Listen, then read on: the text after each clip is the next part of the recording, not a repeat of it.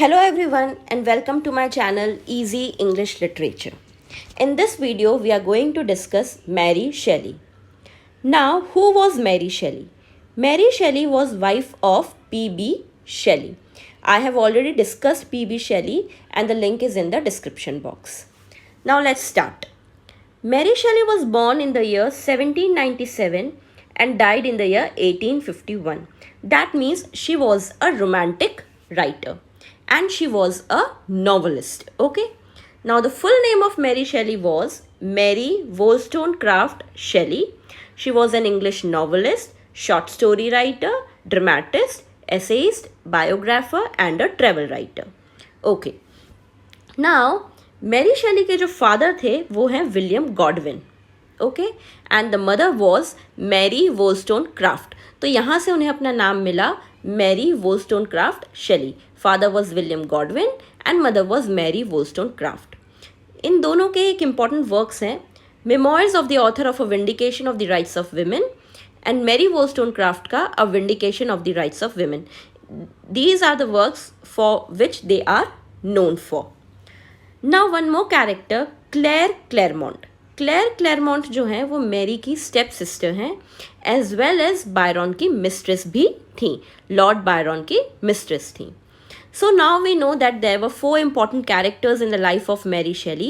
She was daughter of William Godwin and Mary Wollstonecraft. She was sister of Claire Clairmont and was wife of P.B.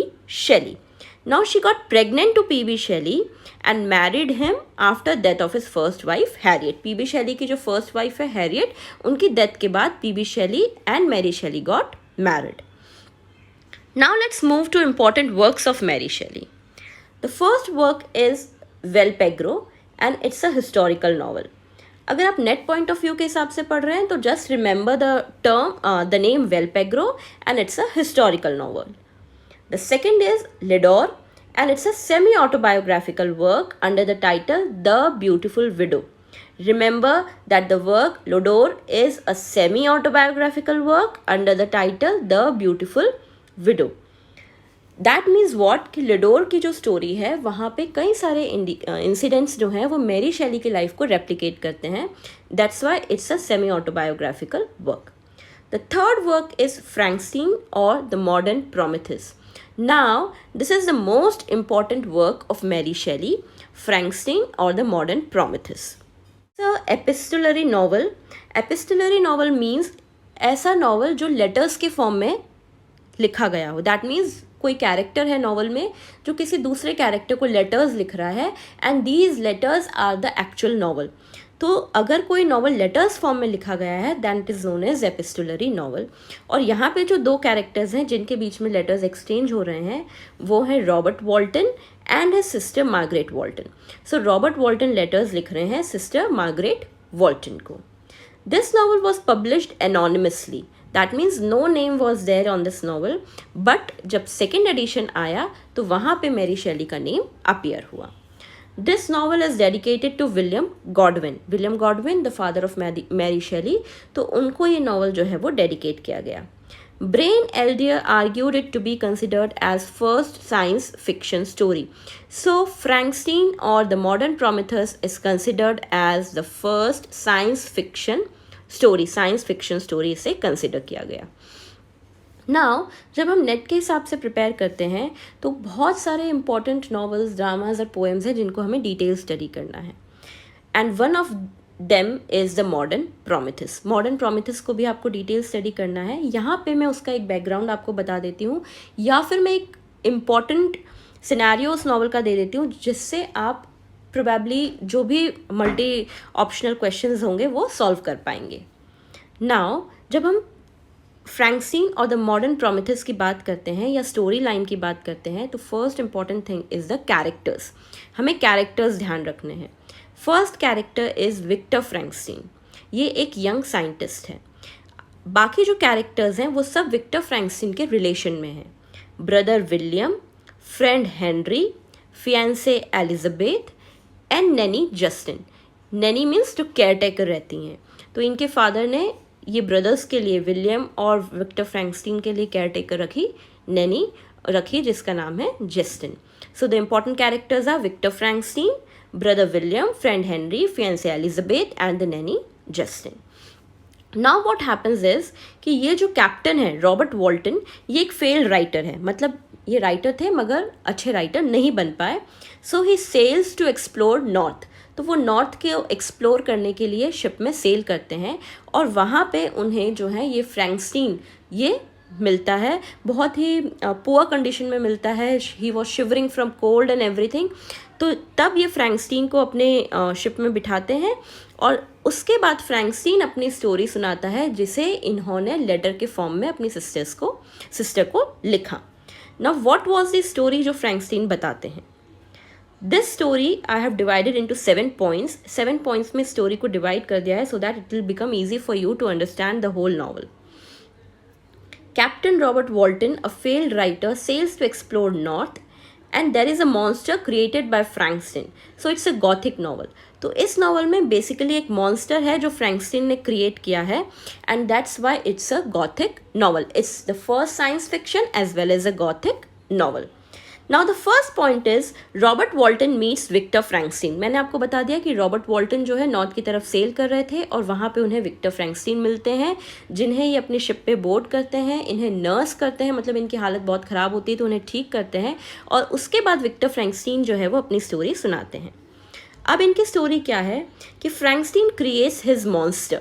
It's a hideous creature. Frankenstein जो है एक monster create करते हैं. ये क्या करते हैं, जो डेड बॉडीज़ के पार्ट्स हैं उनको स्टिच करके एक बॉडी क्रिएट करते हैं और उसके अंदर फिर लाइफ डालते हैं. बट टू हिज सरप्राइज वो एक नॉर्मल ह्यूमन बींग न बन के एक मॉन्स्टर बन जाता है और उस मॉन्स्टर से फ्रैंकस्टीन खुद ही डरने लगते हैं और उसे छोड़ के चले जाते हैं. Then what happens in the novel is monster kills William but Justin is executed for it. Monster क्या करता है, जब फ्रैंकस्टीन उन्हें छोड़ के चले जाते हैं तो मॉन्स्टर जो है विलियम जो कि फ्रैंकस्टीन के ब्रदर है उनको मार डालता है. ठीक है, मॉन्स्टर जो है वो विलियम को मारता है और उसका ब्लेम आ जाता है जस्टिन पे जो कि उनकी नैनी है. तो इस वजह से जस्टिन भी एग्जीक्यूट हो जाती है टू डेथ. तो यहाँ पे विलियम और जस्टिन दोनों की डेथ हो गई है और मॉन्स्टर ने विलियम को मारा है. Then the monster begs Frankenstein to build it a wife. Okay, उसके बाद जब मॉन्स्टर और फ्रैंकस्टीन की दोबारा मुलाकात होती है तो मॉन्स्टर फ्रैंकस्टीन को रिक्वेस्ट करता है कि वो उसके लिए एक वाइफ बनाए. पहले तो फ्रैंकस्टीन बहुत मना करता है बट देन मॉन्स्टर उसे कन्विंस कर देता है और फ्रैंकस्टीन उसके लिए एक वाइफ क्रिएट करता है. But what Frankenstein did was Frankenstein agrees but destroys her. Frankenstein एक वाइफ क्रिएट तो करता है मगर उसके बाद उसको डिस्ट्रॉय कर देता है. इस वजह से मॉन्स्टर जो है वो बहुत ही ज़्यादा नाराज़ हो जाता है.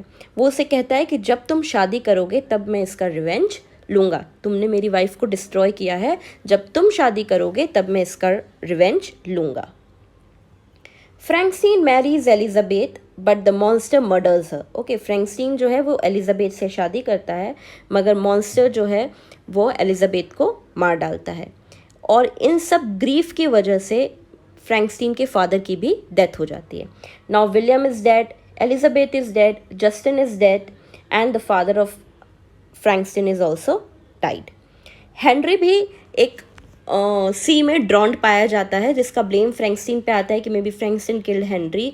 तो अब ये सिचुएशन है कि विक्टर फ्रैंकस्टीन के सारे रिलेटिव्स जो हैं उनकी डेथ हो गई है. ये स्टोरी वो सुना रहे हैं वॉल्टन को और ये सब कंप्लीट करने के बाद, सारी स्टोरी बताने के बाद फ्रैंकस्टीन की भी डेथ हो जाती है. वी नो कि he was not in a good condition, he was in a very poor condition when he was founded by वॉल्टन. तो वॉल्टन दो उन्हें नर्स करते हैं बट देन विक्टर फ्रैंकस्टीन की स्टोरी कंप्लीट होने पे फ्रैंकस्टीन की भी डेथ हो जाती है. फ्रैंकस्टीन की डेथ के बाद वॉल्टन सोचते हैं कि चलो मैं जाता हूँ उस रूम में जहाँ फ्रैंकस्टीन ने इस मॉन्स्टर को क्रिएट किया है. और जब वो वहाँ जाते हैं तो देखते हैं कि मॉन्स्टर जो है वो वहाँ पे बहुत रो रहा है बिकॉज फ्रैंकस्टीन की डेथ हो गई है and out of grief monster की भी डेथ हो जाती है. Frankenstein dies and the monster also goes off to death. Monster की भी डेथ हो गई है. बेसिकली इस स्टोरी में जो सारे कैरेक्टर्स हैं लास्ट में वो सब की डेथ हो जाती है. So this was the story of Frankenstein and this was all about Mary Shelley. So basically जब हम मैरी शेली पढ़ रहे हैं तो हमें उनके सारे रिलेशंस ध्यान रखने हैं, father, mother, sister, husband etcetera, और उनके सारे वर्क्स में से हमें ब्रॉम स्प्रिंगस्टीन को अच्छे से स्टडी करना है. So that's it for today's video. We'll meet soon with another video. Till then, all the best. Keep learning. Bye bye.